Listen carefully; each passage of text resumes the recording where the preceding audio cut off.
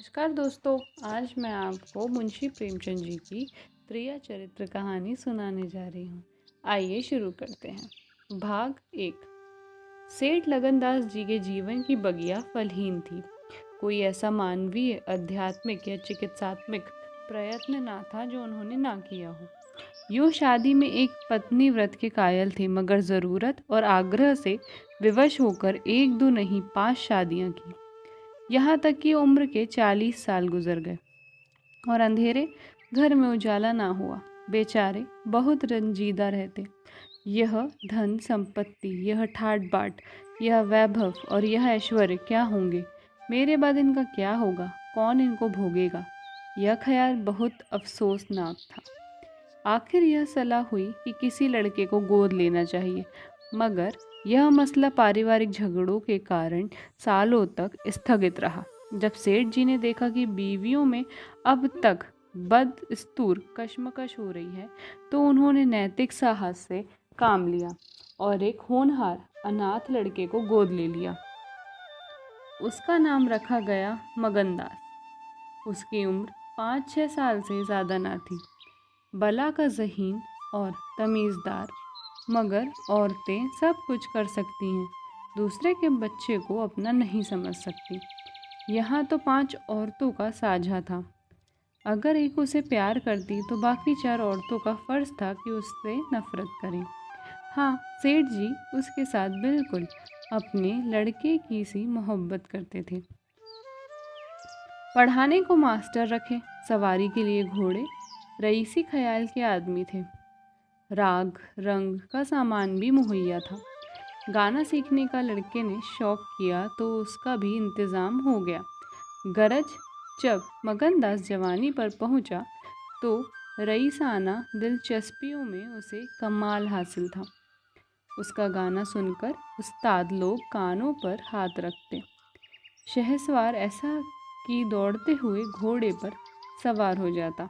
Deal डोल शक्ल सूरत में उसका सा अलबेला जवान दिल्ली में कम होगा। शादी का मसला पेश हुआ।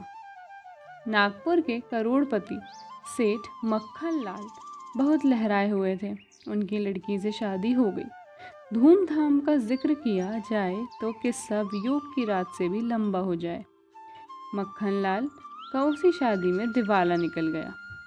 इस वक्त मगनदास से ज़्यादा ईर्ष्या के योग्य आदमी और कौन होगा? उसकी ज़िंदगी की बहार उमंगों पर भी और मुरादों के फूल अपनी शबनम ताजगी में खिल खिल कर हुस्न और ताजगी का समा दिखा रहे थे। मगर तकदीर की देवी कुछ और ही सामान कर रही थी। वह सैर सपाटे के इरादे से जापान गया हुआ था कि दिल्ली से खबर आई कि ईश्वर ने तुम्हें एक भाई दिया है।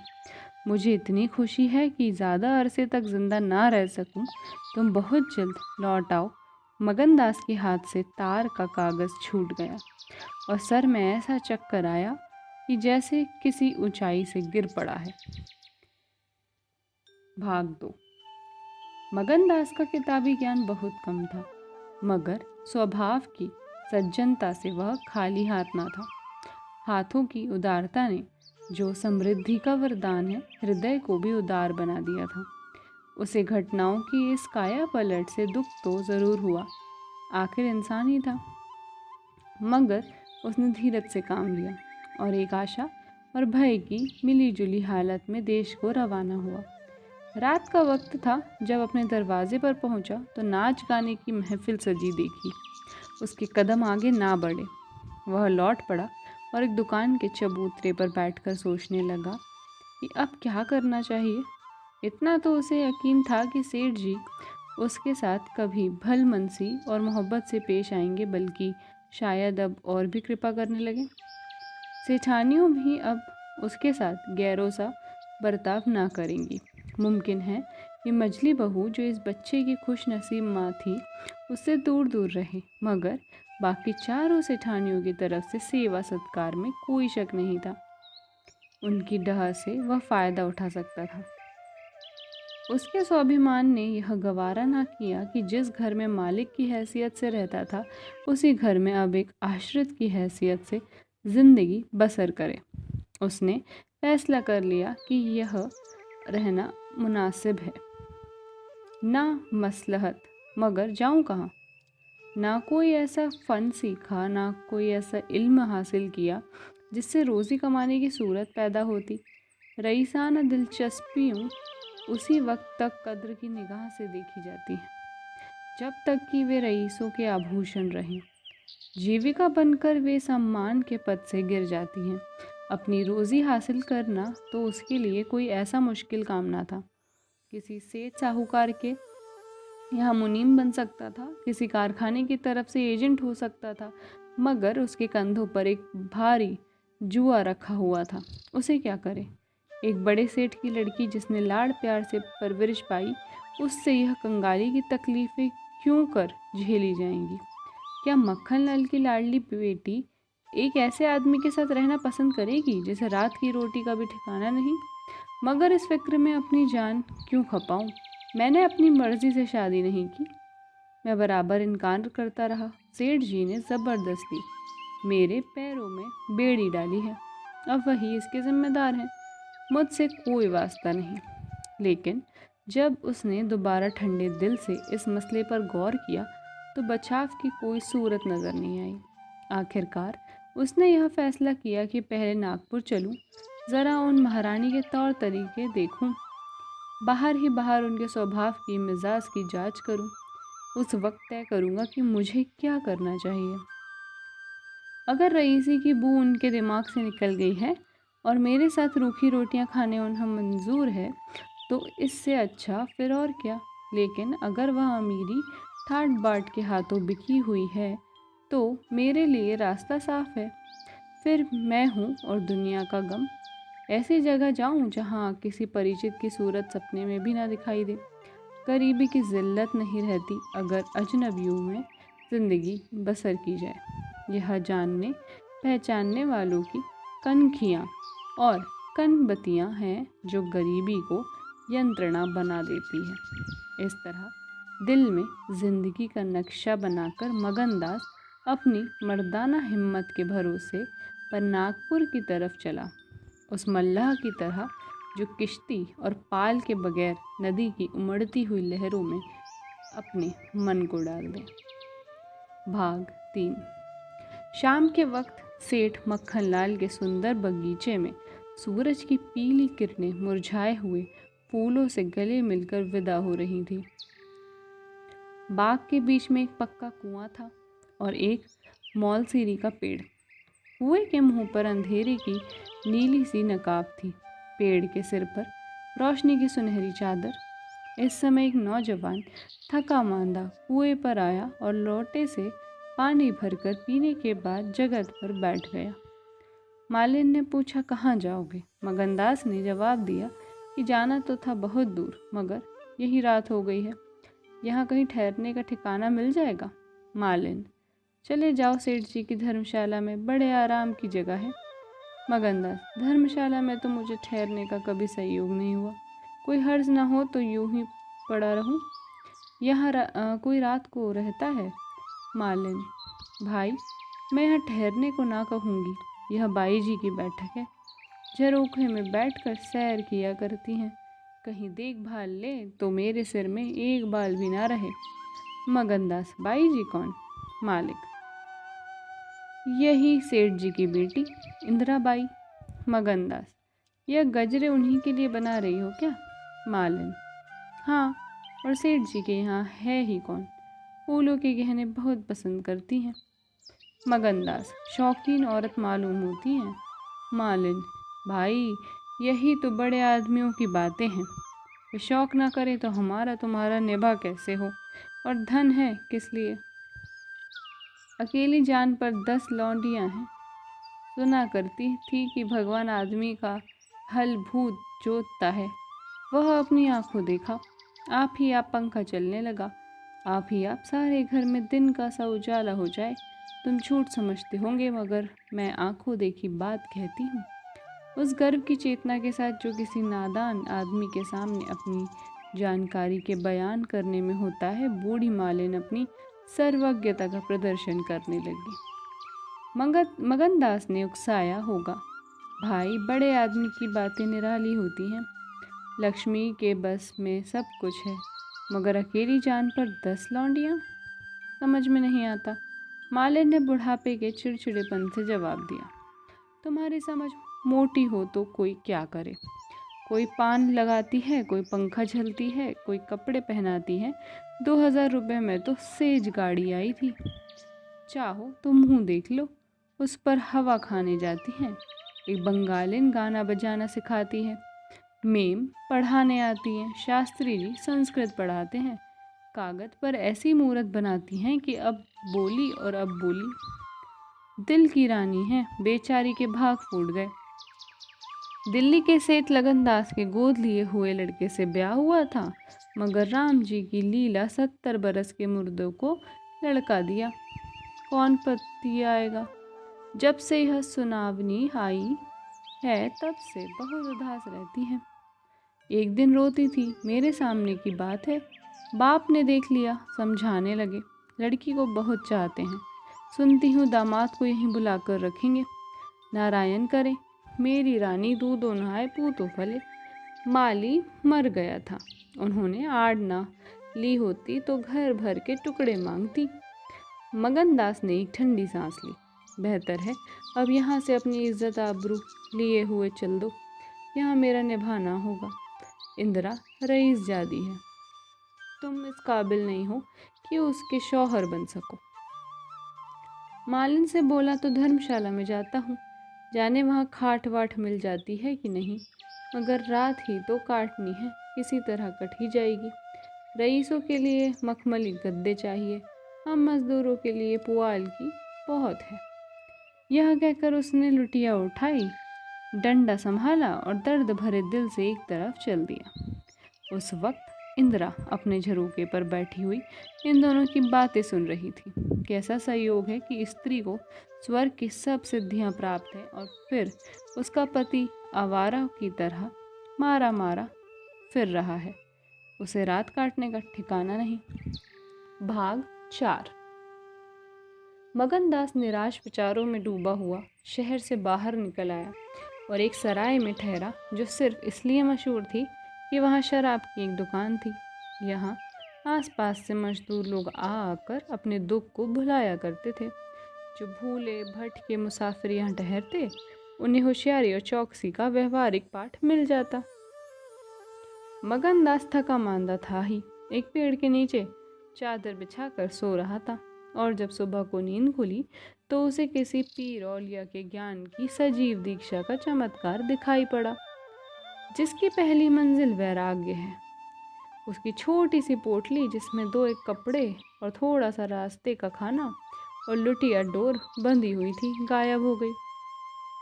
उन कपड़ों को छोड़कर जो उसके बदन पर थे, अब उसके पास कुछ भी ना था, और भूख जो कंगाली में और भी तेज हो जाती है, उसे बेचैन कर रही थी। मगर वह दृढ़ स्वभाव का आदमी था। उसने अपनी किस्मत का रोना ना रोया और किसी तरह गुजर करने की तदबीरें सोचने लगा। लिखने और गणित में उसे अच्छा अभ्यास था, मगर इस हैसियत में उससे फ़ायदा उठाना असंभव था। उसने संगीत का बहुत अभ्यास किया था।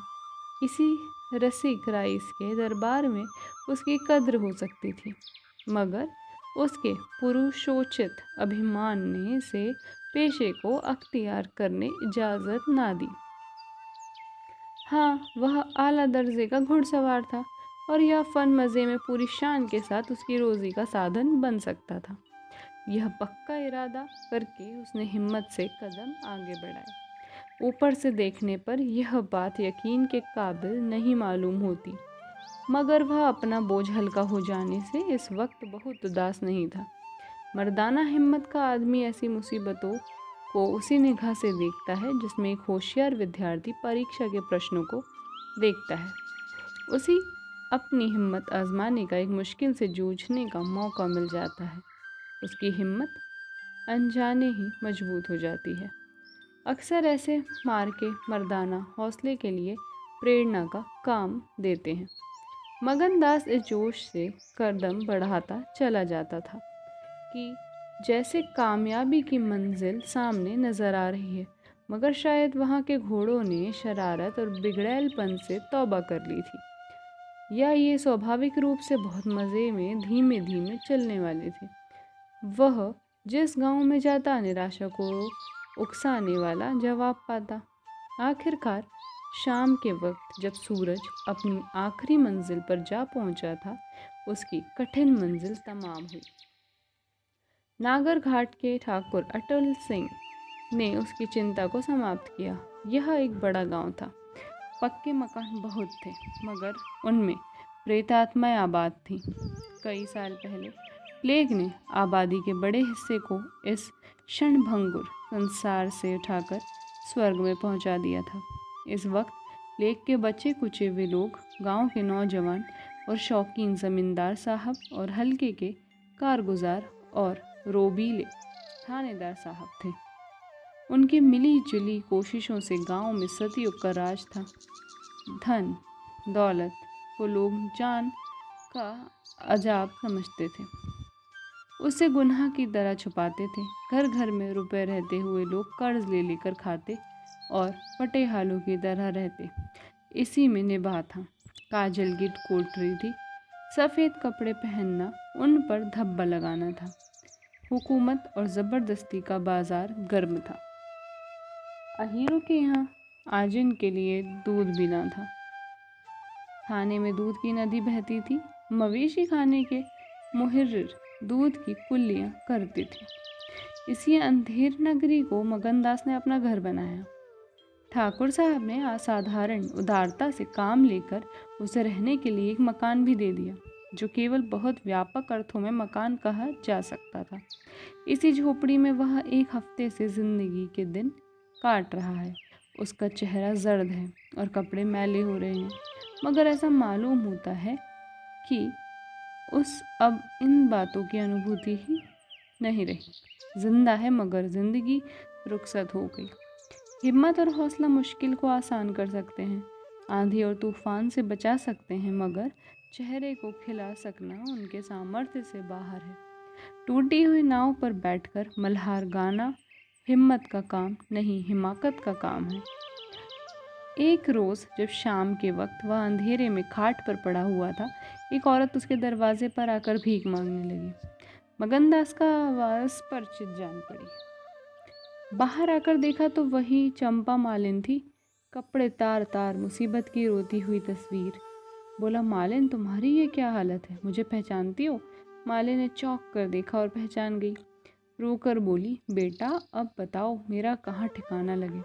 तुमने मेरा बना बनाया घर उजाड़ दिया। ना उस दिन तुमसे बात करती, ना मुझ पर यह विपत पड़ती। बाई ने तुम्हें बैठे देख लिया, बातें भी सुनी, सुबह होते ही मुझे बुलाया और बरस पड़ी। नाक कटवा लूँगी, मुंह में कालिक लगवा दूँगी। चुड़ैल कुटनी, तू मेरी बात किसी गैर आदमी से क्यों चलाए? तू दूसरों से मेरी चर्चा करे। वह क्या तेरा दामाद था जो तू उससे मेरा दुखड़ा रोती थी? जो कुछ मुंह में आया बकती रही, मुझसे भी ना सहा गया। रानी रूठेंगी, अपना सुहाग लेंगी। बोली, बाई जी मुझसे कसूर हुआ, लीजिए अब जाती हूँ। चीखते नाक कटती है तो मेरा निभा यह ना होगा। ईश्वर ने मुँह दिया है तो आहार भी देगा। 4 घर से मांगूंगी तो पेट को हो जाएगा। उस छोकरी ने मुझे खड़े खड़े निकलवा दिया। बताओ, मैंने तुमसे उसकी कौन सी शिकायत की थी? उसकी क्या चर्चा की थी? मैं तो उसका बखान कर रही थी, मगर बड़े आदमियों का गुस्सा भी बड़ा होता है। अब बताओ मैं किसकी होकर रहूं? 8 दिन इसी तरह टुकड़े मांगते हो गए। एक भतीजी उन्हीं के यहाँ लौंडियों में नौकर थी, उसी दिन उसे भी निकाल दिया। तुम्हारी बदौलत जो कभी ना किया गया था वह करना पड़ा। तुम्हें कहाँ का दोष लगाऊं? किस्मत में जो कुछ लिखा था देखना पड़ा।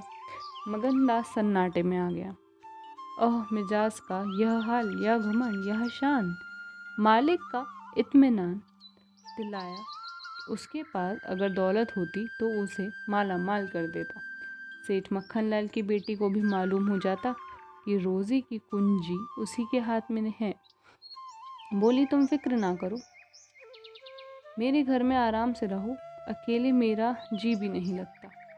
सच कहो तो मुझे तुम्हारी तरह एक औरत की तलाश थी अच्छा हुआ तुम आ गई। मालिन ने आंचल फैलाकर असीम आशीर्वाद दिया। बेटा, तुम जुग जुग जियो, बड़ी उम्र हो। यहाँ कोई घर मिले तो मुझे दिलवा दो। मैं यहाँ रहूंगी तो मेरी भतीजी कहाँ जाएगी? वह बेचारी शहर में किसके घर आसरे रहेगी? मगनलाल के खून में जोश आया। उसके स्वाभिमान को चोट लगी। उन पर यह आफत मेरी लाई हुई है। उनकी इस आवारागर्दी का जिम्मेदार मैं हूँ। बोला, कोई हर्ज ना हो तो उसे भी यहाँ ले आओ। मैं दिन को यहाँ बहुत कम रहता हूँ, रात को बाहर चारपाई डालकर पड़ा रहूँगा। मेरी वजह से तुम लोगों को कोई तकलीफ ना होगी। यहाँ दूसरा मकान मिलना मुश्किल है। यही झोपड़ी बड़ी मुश्किलों से मिली है। यह अंधेर नगरी है। जब तुम्हारा सुबीता कहीं लग जाए तो चले जाना। मगनदास को मालूम था कि हज़रत इश्क उसकी ज़बान पर बैठे हुए उससे यह कहला रहे हैं।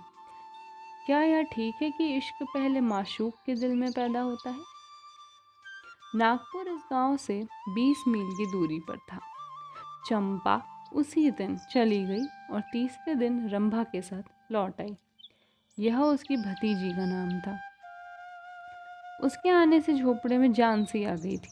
मगनदास के दिमाग में मालिन की लड़की की जो तस्वीर थी उसका रंभा से कोई मेल ना था। वह सौंदर्य नाम की चीज़ का अनुभव ही जौहरी था, मगर ऐसी सूरत जिस पर जवानी की ऐसी मस्ती और दिल का चैन छीन लेने वाला ऐसा आकर्षण हो, उसने पहले कभी नहीं देखा था।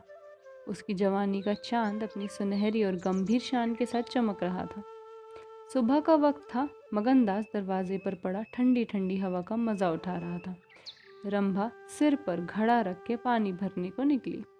मगनदास ने उसे देखा और एक लंबी सांस खींचकर उठ बैठा। चेहरा मोहरा, बहुत ही मोहक, ताजे फूल की तरह खिला हुआ चेहरा, आंखों में गंभीर सरलता। मगनदास को उसने भी देखा। चेहरे पर लाज की लाली दौड़ गई। प्रेम ने पहला वार किया। मगनदास सोचने लगा, क्या तकदीर यहाँ कोई और गुल खिलाने वाली है? क्या दिल मुझे यहाँ भी बेचैन ना लेने देगा? रंभा, तू यहाँ नाहक आई। नाहक एक गरीब का खून तेरे सर पर होगा। मैं तो अब तेरे हाथों बिक चुका हूँ, मगर क्या तू भी मेरी हो सकती है?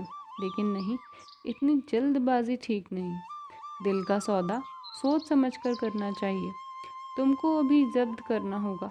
रंभा सुंदरी है, मगर झूठे मोती की आब और ताप से उसे सच्चा नहीं बना सकती। तुम्हें क्या खबर कि उस भोली लड़की के कान प्रेम के शब्द से परिचित नहीं हो चुके हैं? कौन कह सकता है कि उसके सौंदर्य की वाटिका पर किसी फूल चुनने वाले के हाथ नहीं पड़ चुके हैं? अगर कुछ दिनों की दिल बस्तगी के लिए कुछ चाहिए तो तुम आज़ाद हो, मगर यह नाजुक मामला है। ज़रा संभल के कदम रखना। पेशेवर जातों में दिखाई पड़ने वाला सौंदर्य अक्सर नैतिक बंधनों से मुक्त होता है। 3 महीने गुजर गए। मगनदास रंभा को ज्यों ज्यों बारीक से बारीक निगाहों से देखता, त्यों त्यों उस पर प्रेम का रंग गाढ़ा होता जाता। वह रोज़ उसे कुएं से पानी निकालते देखता। वह रोज़ घर में झाड़ू देती, रोज़ खाना पकाती। मगनदास को उन ज्वार की रोटियों में जो मज़ा आता था, वह अच्छे से अच्छे व्यंजनों में भी ना आया था। उसे अपनी कोठरी हमेशा साफ सुथरी मिलती। न जाने कौन उसका बिस्तर बिछा देता। क्या यह रंभा की कृपा थी? उसकी निगाहें शर्मीली थी। उसने उसे कभी अपनी तरफ चंचल आंखों से ताकते नहीं देखा। आवाज़ कैसी मीठी! उसकी हंसी की आवाज़ कभी उसके कान में नहीं आई। अगर मगनदास उसके प्रेम में मतवाला हो रहा था तो कोई ताज्जुब की बात नहीं थी। उसकी भूखी निगाहें बेचैनी और लालसा में डूबी हुई हमेशा रंभा को ढूंढा करती। वह जब किसी गांव को जाता तो मीलों तक उसकी जिद्दी और बेताब आंखें मुड़ मुड़ कर झोपड़ी के दरवाजे की तरफ आती। उसकी ख्याति आसपास फैल गई थी, मगर उसके स्वभाव की सरलता और उदार हृदयता उससे अक्सर लोग अनुचित लाभ उठाते थे। इंसाफ पसंद लोग तो स्वागत सत्कार से काम निकाल लेते, और जो लोग ज़्यादा समझदार थे वे लगातार तकाज़ों का इंतज़ार करते। चूँकि मगनदास इस फ़न को बिल्कुल नहीं जानता था, बावजूद दिन रात की दौड़ धूप के गरीबी से उसका गला न छूटता। जब वह रंभा को चक्की पीसते हुए देखता तो गेहूं के साथ उसका दिल भी पिस जाता था। वह कुएं से पानी निकालती तो उसका कलेजा निकल आता। जब वह पड़ोस की औरतों के कपड़े सीती तो कपड़ों के साथ मगनदास का दिल छिद जाता। मगर कुछ बस था न काबू। मगनदास की हृदय भेदी दृष्टि को इसमें तो कोई संदेह नहीं था कि उसके प्रेम का आकर्षण बिल्कुल बेअसर नहीं है, वरना रंभा की उन वफा से भरी खातिरदारियों की तुक वह कैसे बिठाता। वफा ही वह जादू है, रूप के गर्व का सिर नीचा कर सकता है। मगर प्रेमिका के दिल में बैठने का मांदा उसमें बहुत कम था। कोई दूसरा मनचला प्रेमी अब तक अपने वशीकरण में कामयाब हो चुका होता, लेकिन मगनदास ने दिल आशिक का पाया था और ज़बान माशूक की। एक रोज शाम के वक्त चंपा किसी काम से बाजार गई हुई थी और मगनदास हमेशा की तरह चारपाई पर पड़ा सपने देख रहा था। रंभा अद्भुत छटा के साथ आकर उसके सामने खड़ी हो गई। उसका भोला चेहरा कमल की तरह खिला हुआ था और आंखों से सहानुभूति का भाव झलक रहा था। मगनदास ने उसकी तरफ पहले आश्चर्य और फिर प्रेम की निगाहों से देखा और दिल पर जोर डालकर बोला, आओ रंभा, तुम्हें देखने को बहुत दिन से आंखें तरस रही थी। रंभा ने भोलेपन से कहा, मैं यहाँ ना आती तो तुम मुझसे कभी ना बोलते। मगनदास का हौसला बढ़ा, बोला, बिना मर्जी पाए तो कुत्ता भी नहीं आता। रंभा मुस्कुराई, कली खिल गई, मैं तो आप ही चली आई। मगनदास का कलेजा उछल पड़ा। उसने हिम्मत करके रंभा का हाथ पकड़ लिया और भावावेश से कांपती हुई आवाज में बोला, नहीं रंभा, ऐसा नहीं है, यह मेरी महीनों की तपस्या का फल है। मगनदास ने बेताब होकर उसे गले से लगा लिया। जब वह चलने लगी तो अपने प्रेमी की ओर प्रेम भरी दृष्टि से देखकर बोली, अब यह प्रीत हमको निभानी होगी।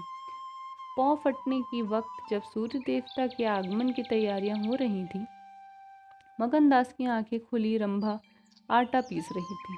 उस शांतिपूर्ण सन्नाटे में चक्की की घुमर घुमर बहुत सुहानी मालूम होती थी और वह उसके सुर से सुर मिलाकर अपने प्यारे ढंग से गा रही थी। झुलनिया मोरी पानी में गिरी, मैं जानू पिया मोको मन है, उल्टी मनावन मोको पड़ी, झुलनिया मोरी पानी में गिरी। साल भर गुजर गया। मगनदास की मोहब्बत और रंभा के सलीके नाम मिलकर उस वीरान झोपड़े को कुंज बाग बना दिया। अब वहाँ गायें थी, फूलों की क्यारियाँ थी और कई देहाती ढंग के मोड़े थे। सुख सुविधा की अनेक चीज़ें दिखाई पड़ती थी। एक रोज़ सुबह के वक्त मगनदास कहीं जाने के लिए तैयार हो रहा था कि एक संभ्रांत व्यक्ति अंग्रेजी पोशाक पहने उसे ढूंढता हुआ पहुंचा और उसे देखते ही दौड़कर गले से लगा लिया। मगनदास और वह दोनों एक साथ पढ़ा करते थे। अब वह वकील हो गया था। मगनदास ने भी अब पहचाना और कुछ झेपता और कुछ झिझकता उसे गले से लिपट गया।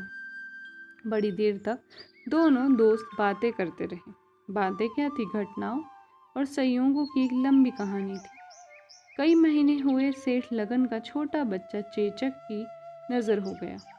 सेठ जी ने दुख के मारे आत्महत्या कर ली और अब मगनदास सारी जायदाद, कोठी, इलाके और मकानों का एक छत्र स्वामी था। सेठानियों में आपसी झगड़े हो रहे थे। कर्मचारियों ने गबन को अपना ढंग बना रखा था। बड़ी सेठानी उसे बुलाने के लिए खुद आने को तैयार थी, मगर वकील साहब ने उन्हें रोका था। तब मगनदास ने मुस्कुराकर पूछा, तुम्हें क्यों कर मालूम हुआ कि मैं यहाँ हूँ? तो वकील साहब ने फरमाया, महीने भर से तुम्हारी टोह में हूँ। सेठ मक्खन लाल ने अता पता बतलाया।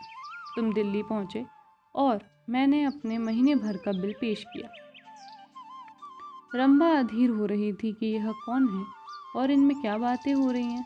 10 बजते बजते वकील साहब मगनदास से 1 हफ्ते के अंदर आने का वादा लेकर विदा हुए। उसी वक्त रंभा आ पहुंची और पूछने लगी, ये कौन थे? इनका तुमसे क्या काम था? मगनदास ने जवाब दिया, यमराज का दूत। रंभा, क्या अशुगन बकते हो? मगन, नहीं नहीं रंभा, यह अशुगन नहीं, यह सचमुच मेरी मौत का दूत था। मेरी खुशियों के बाग को रौंदने वाला, मेरी हरी भरी खेती को उजाड़ने वाला। रंभा, मैंने तुम्हारे साथ दगा की है, मैंने तुम्हें अपने फरेब के जाल में फंसाया है, मुझे माफ़ करो। मोहब्बत ने मुझसे यह सब करवाया। मैं मगन सिंह ठाकुर नहीं हूँ, मैं सेठ लगन दास का बेटा और सेठ मक्खन लाल का दामाद हूँ। मगन दास को डर था कि रंभा यह सुनते ही चौंक पड़ेगी और शायद उसे जालिम दगाबाज कहने लगेगी, मगर उसका ख्याल गलत निकला। रंभा ने आंखों में आंसू भरकर सिर्फ इतना कहा, तो क्या तुम मुझे छोड़कर चले जाओगे? मगन दास ने उसे गले लगाकर कहा, हाँ रंभा। रंभा, क्यों? मगन, इसलिए कि इंदिरा बहुत होशियार, सुंदर और धनी है। रंभा, मैं तुम्हें ना छोड़ूंगी। कभी इंदिरा की लौंडी थी, अब उनकी सौत बनूंगी। तुम जितनी मेरी मोहब्बत करोगे उतनी इंदिरा की तो ना करोगे, क्यों? मगन दास इस भोलेपन पर मतवाला हो गया। मुस्कुराकर बोला, अब इंदिरा तुम्हारी लौंडी बनेगी, मगर सुनता हूँ वह बहुत सुंदर है, कहीं मैं उसकी सूरत पर लुभा न जाऊं। मर्दों का हाल तुम नहीं जानती, मुझे अपने ही से डर लगता है। रंभा ने विश्वास भरी आंखों से देखकर कहा, क्या तुम भी ऐसा करोगे? ओह, जो जी में आए करना, मैं तुम्हें ना छोड़ूंगी। इंदिरा रानी बने मैं लौंडी होंगी, क्या इतने पर भी मुझे छोड़ दोगे? मगन दास की आंखें डबडबा गई। बोला, प्यारी, मैंने फैसला कर लिया है कि दिल्ली ना जाऊंगा। यह तो मैं कह नहीं पाया कि सेठ जी का स्वर्गवास हो गया। बच्चा उनसे पहले ही चल बसा था। अफसोस, सेठ जी के आखिरी दर्शन भी ना कर सका। अपना बाप भी इतनी मोहब्बत नहीं कर सकता था। उन्होंने मुझे अपना वारिस बनाया है। वकील साहब कहते थे कि सेठानियों में अनबन है, नौकर चाकर लूट मार मचा रहे हैं। वहाँ का यह हाल है और मेरा दिल वहाँ जाने पर राज़ी नहीं होता। दिल तो यहाँ है, वहाँ कौन जाए? रंभा ज़रा देर तक सोचती रही, फिर बोली, तो मैं तुम्हें छोड़ दूँगी। इतने दिन तुम्हारे साथ रही, ज़िंदगी का सुख लुटा। अब तक, जब तक जीऊँगी, इस सुख का ध्यान करती रहूँगी। मगर तुम मुझे भूल तो न जाओगे? साल में एक बार देख लिया करना इसी झोपड़े में आकर। मगन दास ने बहुत रोका, मगर आंसू ना रुक सके।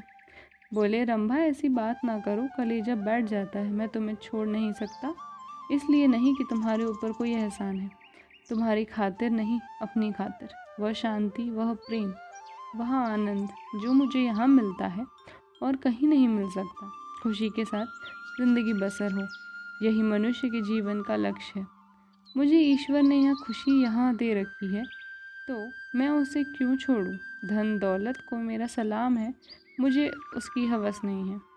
रंभा फिर गंभीर स्वर में बोली, मैं तुम्हारे पाँव की बेड़ी ना बनूंगी। चाहे तुम अभी मुझे ना छोड़ो, लेकिन थोड़े दिनों में तुम्हारी यह मोहब्बत ना रहेगी। मगन दास का कोड़ा लगा, जोश से बोला, तुम्हारे सिवाय इस दिल भर में अब कोई और जगह नहीं पा सकता। रात ज़्यादा हो गई थी, अष्टमी का चांद सोने जा चुका था। दोपहर के कमल की तरह साफ आसमान में सितारे खिले हुए थे।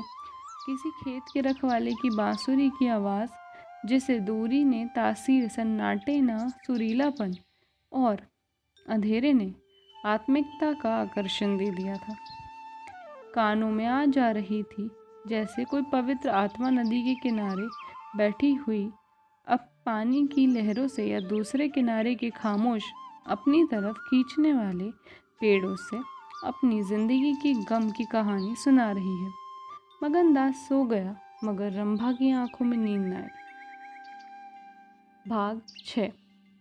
सुबह हुई तो मगन दास उठा और रंभा को पुकारने लगा, मगर रंभा रात ही को अपनी चाची के साथ वहां से कहीं चली गई थी। मगन दास को उस मकान के दरो दीवार पर एक मनहूसियत सी छाई हुई मालूम हुई कि जैसे घर की जान निकल गई हो। वह घबराकर उस कोठरी में गया जहाँ रंभा रोज चक्की पीसती थी, मगर अफसोस, आज चक्की एकदम निश्चल थी। फिर वह कुएं की तरफ दौड़ा गया, लेकिन ऐसा मालूम हुआ कि कुएं ने उसे निगल जाने के लिए अपना मुंह खोल दिया है। तब वह बच्चों की तरह चीख उठा। वह रोता हुआ फिर उसी झोपड़ी में आया जहाँ कल रात तक प्रेम का वास था। मगर उस वक्त वह शोक का घर बनी हुई थी। जब जरा आंसू थमे तो उसने घर में चारों तरफ निगाह दौड़ाई। रंभा की साड़ी अरगनी पर पड़ी हुई थी। एक पिटारी में वह कंगन रखा हुआ था जो मगनदास ने उसे दिया था। बर्तन सब रखे हुए थे, साफ और सुथरे। मगनदास सोचने लगा, रंभा तूने रात को कहा था मैं तुम्हें नहीं छोड़ूंगी। क्या तूने वह बात दिल से कही थी? मैंने तो समझा था तू दिल लगी कर रही है, नहीं तो तुझे कलेजे में छिपा लेता। मैं तो तेरे लिए सब कुछ छोड़े बैठा था। तेरा प्रेम मेरे लिए सब कुछ था। आह, मैं यूं बेचैन हूँ, क्या तू बेचैन है नहीं है? हाय, तू रो रही है, मुझे यकीन है कि तू अब भी लौट आएगी। फिर सजीव कल्पनाओं का एक जमघट उसके सामने आया। वे नाजुक अदाएं, वे मतवाली आंखें, वे भोली भाली बातें, वे अपनों को भूली हुई सी मेहरबानियाँ, वह जीवनदायी मुस्कान, वे आशिकों जैसी दिल जोइयाँ, वह प्रेम का नशा, वह हमेशा खिला रहने वाला चेहरा, वह लचक लचक कर कुएं से पानी लाना, वह इंतज़ार की सूरत, वह मस्ती से भरी हुई बेचैनी, ये सब तस्वीरें उसकी निगाहों के सामने हमरत नाक बेताबी के साथ फिरने लगी। मगनदास ने एक ठंडी सांस ली और आंसुओं और दर्द की उमड़ती हुई नदी को मर्दाना जब्त से रोककर उठ खड़ा हुआ। नागपुर जाने का पक्का फैसला हो गया। तकिए के नीचे से संदूक की कुंजी उठाई तो कागज़ का एक टुकड़ा निकल आया। वह रंभा की विदा की चिट्ठी थी। प्यारे, मैं बहुत रो रही हूँ, मेरे पैर नहीं उठते, मगर मेरा जाना ज़रूरी है। तुम्हें जगाऊंगी तो तुम जाने नहीं दोगे। आह, कैसे जाऊं, अपने प्यारे पति को कैसे छोड़ूं?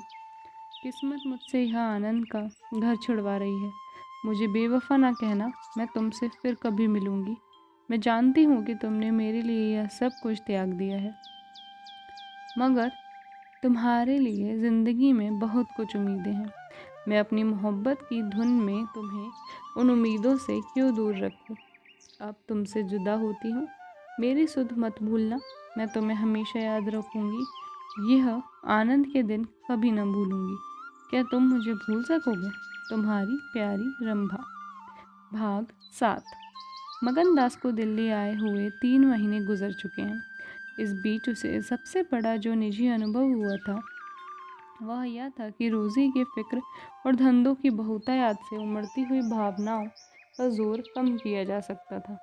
लेकिन 1.5 साल पहले का बाफिक्र नौजवान अब एक समझदार और सूझबूझ रखने वाला आदमी बन गया था। सागर घाट के उन कुछ दिनों से उसे रियाया की इन तकलीफ़ों का निजी ज्ञान हो गया था, जो कारिंदे और मुख्तारों की शक्तियों की बदौलत उन्हें उठानी पड़ती हैं। उसने उसे रियासत के इंतज़ाम में बहुत मदद दी और गौ कर्मचारी दबी ज़बान से उसकी शिकायत करते थे और अपनी किस्मत और ज़माने के उलट फेर को कोसते थे, मगर रियाया खुश थी। हाँ, जब वह सब धंधों से फुर्सत पाता तो एक भोली भाली सूरत वाली लड़की उसके ख्याल के पहलू में आ बैठती। वह थोड़ी देर के लिए सागर घाट का वह हरा भरा झोपड़ा और उसकी मस्तियाँ आंखों के सामने आ जाती। सारी बातें एक सुहाने सपने की तरह याद आकर उसके दिल को मसोसने लगती, लेकिन कभी कभी खुद ब खुद उसका ख्याल इंदिरा की तरफ भी जा पहुंचता। वो उसके दिल में रंभा की वह जगह थी, मगर किसी तरह उसमें इंदिरा के लिए भी एक कोना निकल आया था। जिन हालातों और आफतों ने उसे इंदिरा से बेजार कर दिया था, वह अब रुखसत हो गई थी। अब उसे इंदिरा से कुछ हमदर्दी हो गई। अगर उसके मिजाज में घमंड है, हुकूमत है, तकल्लुफ़ है, शान है, तो यह उसका कसूर नहीं, यह इस रईस जादों की आम कमज़ोरियाँ हैं। यही उनकी शिक्षा है। वे बिल्कुल बेबस और मजबूर हैं। इन बदते हुए संतुलित भावों के साथ जहाँ वह बेचैनी के साथ रंभा की याद को ताज़ा किया करता था, वह इंदिरा का स्वागत करने और उसे अपने दिल में जगह देने के लिए तैयार था। वह दिन दूर नहीं था जब उसे आजमाइश का सामना करना पड़ेगा। उसके कई आत्मीय अमीराना शान शौकत के साथ इंदिरा को विदा कराने के लिए नागपुर गए हुए थे। मगनदास की तबीयत आज तरह तरह के भावों के कारण, जिसमें प्रतीक्षा और मिलन की उत्कंठा विशेष थी, उचाट सी हो रही थी। जब कोई नौकर आता तो वह संभल बैठता कि शायद इंदिरा आ पहुंची। आखिर शाम के वक्त जब दिन और रात गले मिल रहे थे, जनान खाने में जोर शोर से गाने की आवाज़ें बहू के पहुंचने की सूचना दी। सुहाग की सुहानी रात थी। 10 बज गए थे। खुले हुए हवादार सहन में चांदनी छिटकी हुई थी। वह चांदनी जिसमें नशा है, आरजू है और खिंचाव है। गमलों में खिले हुए गुलाब और चंपा के फूल चांद की रोशनी में ज़्यादा गंभीर और खामोश नजर आते थे। मगनदास इंदिरा से मिलने के लिए चला। उसके दिल में लालसाएं जरूर थी, मगर एक पीड़ा भी थी। दर्शन की उत्कंठा थी, मगर प्यास से खोली। मोहब्बत नहीं, प्राणों का खिंचाव था जो उसे खींचे लिए जाता था। उसके दिल में बैठी हुई रंभा शायद बार बार बाहर निकलने की कोशिश कर रही थी, इसलिए दिल में धड़कन हो रही थी। वह सोने के कमरे के दरवाजे पर पहुंचा। रेशमी पर्दा पड़ा हुआ था। उसने पर्दा उठा दिया। अंदर एक औरत सफ़ेद साड़ी पहने खड़ी थी। हाथ में चंद खूबसूरत चूड़ियों के सिवा उसके बदन पर एक जेवर भी ना था। जो ही पर्दा उठा और मगनदास ने अंदर कदम रखा, वह मुस्कुराती हुई उसकी तरफ बढ़ी। मगनदास ने उसे देखा और चकित होकर बोला, रंभा, और दोनों प्रेमावश से लिपट गए। दिल में बैठी हुई रंभा बाहर निकल आई थी। साल भर गुजरने के बाद एक दिन इंदिरा ने अपने पति से कहा, क्या रंभा को बिल्कुल भूल गए हो? कैसे बेवफा हो? कुछ याद है उसने चलते वक्त तुमसे क्या विनती की थी? मगनदास ने कहा, खूब याद है। वह आवाज़ भी कानों में गूंज रही है। मैं रंभा को भोली भाली लड़की समझता था, यह नहीं जानता था कि यह त्रिया चरित्र का जादू है। मैं अपनी रंभा को अब भी इंदिरा से ज़्यादा प्यार करता हूँ। तुम्हें डाह तो नहीं होती? इंदिरा ने हंसकर जवाब दिया, डाह क्यों होगी?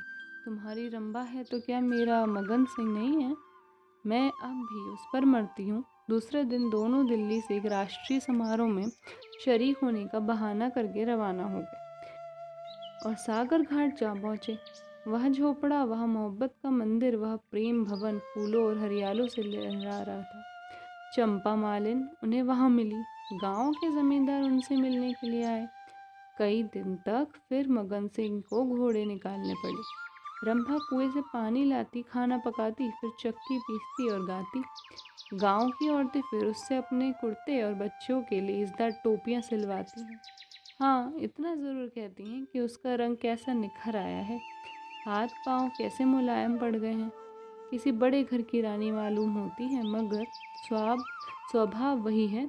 वही मीठी बोली है, वही मुरोवत, वही हंसमुख चेहरा। इस तरह एक हफ्ता इस सरल और पवित्र जीवन का आनंद उठाने के बाद दोनों दिल्ली वापस आए। और अब 10 साल गुजरने पर भी साल में एक बार उस झोपड़े के नसीब जागते हैं। वह मोहब्बत की दीवार अभी तक उन दोनों प्रेमियों को अपनी छाया में आराम देने के लिए खड़ी है। धन्यवाद दोस्तों। अगर आपको मेरी कहानी पसंद आई हो तो इसे लाइक करें, शेयर करें और चैनल को सब्सक्राइब करें। Thank you.